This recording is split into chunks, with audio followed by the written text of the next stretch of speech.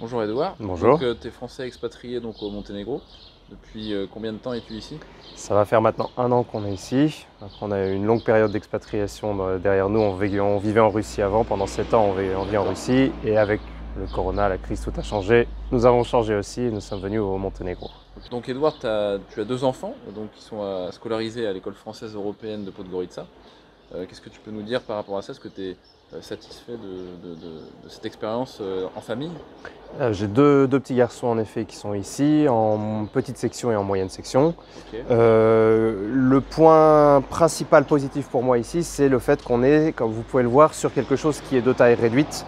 Et du coup avec des classes également de taille réduite, ce qui est très bien pour les professeurs, qui leur permet d'avoir énormément d'attention pour chaque enfant.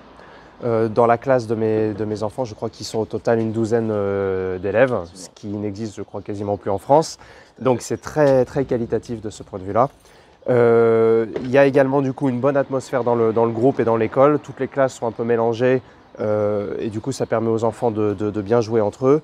Et du coup il y a vraiment un apport qualitatif par rapport à ce qu'on pourrait trouver dans d'autres endroits. L'avantage en plus, c'est que du coup ils baignent dans un mix entre le français, le monténégrin serbe et également l'anglais ici. D'accord, donc c'est vrai que c'est vraiment le bon équilibre, quoi. On garde l'aspect français tout en étant à l'étranger et on rajoute un aspect international qui ne peut que leur être bénéfique plus tard vu que nous sommes expatriés. Qu'est-ce qui pourrait attirer selon toi les Français qui pourraient s'expatrier donc dans les Balkans par rapport, je sais pas, à la culture et la vie qui les attend sur place d'un point de vue français comme toi? D'un point de vue français, déjà expatrié depuis quelques années, donc je vais être subjectif bien entendu. La première chose, je dirais, un sentiment de liberté, plus facile de se déplacer, de faire les choses, beaucoup moins de normes administratives, beaucoup moins de petites règles qu'il faut respecter, donc c'est assez rafraîchissant, on va dire. Après, il y a un cadre de vie qui forcément est très bien, parce que l'avantage du Monténégro d'un point de vue géographique, sur la taille d'un département français, on a la mer et la montagne. Comme vous pouvez voir, il commence déjà à faire bien chaud. Donc, surtout nous venant de Moscou avant, c'est quelque chose qui est à noter. Donc ça en premier lieu. Et après, je dirais d'un point de vue qualité de vie humaine également, les rapports humains sont très, très sains, je trouve, ici. Les gens sont plutôt ouverts, plutôt souriants, toujours prêts à aider et avec un contact extrêmement facile. Les Français, on a la chance en plus d'être plutôt bien vus. Et du coup, quand les gens apprennent qu'on est français, il y a toujours un a priori qui est plutôt positif.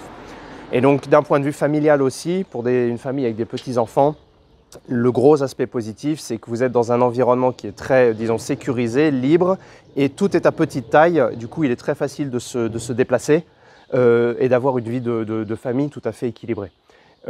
Pour moi qui travaille en plus à côté, les horaires de travail monténégrins étant assez, disons, resserrés, c'est-à-dire qu'on commence à 8 h, on finit à 16 h, terminer sa journée de travail à 16 h quand on a une famille, quand on est à 15 minutes du bureau, c'est le paradis. C'est un souhait de beaucoup de Voilà, Français. exactement.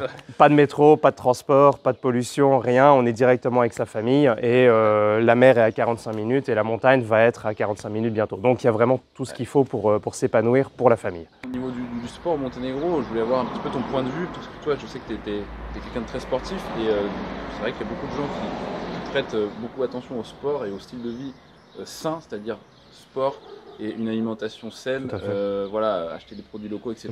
Le retour vers la nature. Est-ce que tu penses que c'est un pays qui se prête bien à ce type de vie-là quand on vient d'une vie un petit peu grosse métropole, tu vois? De ce point de vue-là, tout à fait. Tu avais parlé donc la nourriture. On est sur un petit pays qui est encore relativement, disons, peu ouvert en termes d'importation-exportation. Il y a encore beaucoup de culture locale. La plupart des gens qui vivent ici ont tous dans les montagnes leurs petits prés-carrés avec leur propre potager. On est sur beaucoup de produits qu'on pourrait dire du terroir en France. Donc on sait qu'on a de la qualité, il n'y a même pas besoin de traçage parce qu'on sait que ça vient de 50 km. C'est pas le bio à étiquette, quoi. Non, exactement. C'est vraiment le vrai bio du potager de la grand-mère. Donc de ce point de vue-là, c'est très bon. Comme on est sur un pays également avec, disons, peu de voies de communication, une petite population en termes de pollution, etc., que ce soit sonore, olfactif, etc., il n'y a aucun problème. On est dans une nature qui est quasiment peu touchée, à part dans le sud parfois avec le problème de la bétonisation et du tourisme. Mais quand on monte dans le pays, tout va bien.